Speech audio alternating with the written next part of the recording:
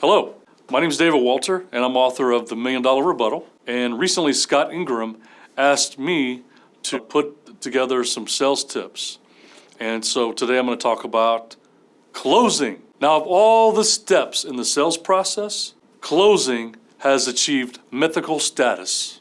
In fact, probably right now, there's a bunch of salespeople gathered around the water cooler, and they're swapping their big fish closing stories. I said this when I closed it, magical close. Oh, I said this when I closed it. And so closing is a legendary thing, In fact, I remember clearly years ago when I wrote The $1 Million Rebuttal, I worked in a call center and I saw a salesman going by and he had a just amazing suit on. I complimented him on the suit, said, "Man, that's a great suit." And then he confided in me, "This is my lucky closing suit." And I thought about that. I thought about, wow, lucky closing suit. How interesting. And so the problem is that most salespeople, they believe that nothing really happens in the buyer's mind all the way through the process, and that everything hangs, the entire decision hangs on the close, the magic close. Of course, this outdated notion couldn't be further from the truth. The reality is that every step you take, every word out of your mouth, it's all part of the closing process. In fact, this idea could best be expressed in the common mantra that we hear: always be closing. ABC, always be closing.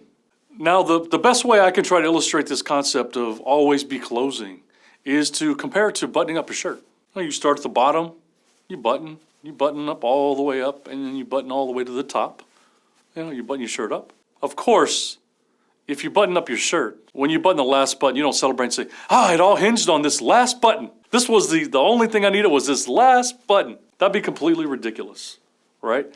Every button along the way is just as important as the next. So basically, when you think about it like this, closing, the last step, is simply the next step in the process, and they are all connected together, just like buttoning up your shirt.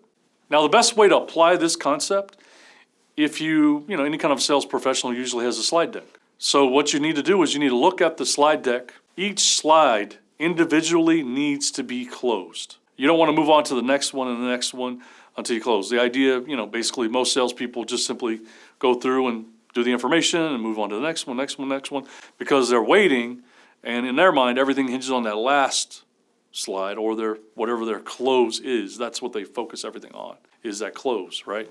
But what we're talking about is everything's connected. Each one is connected together. So each slide has to be closed.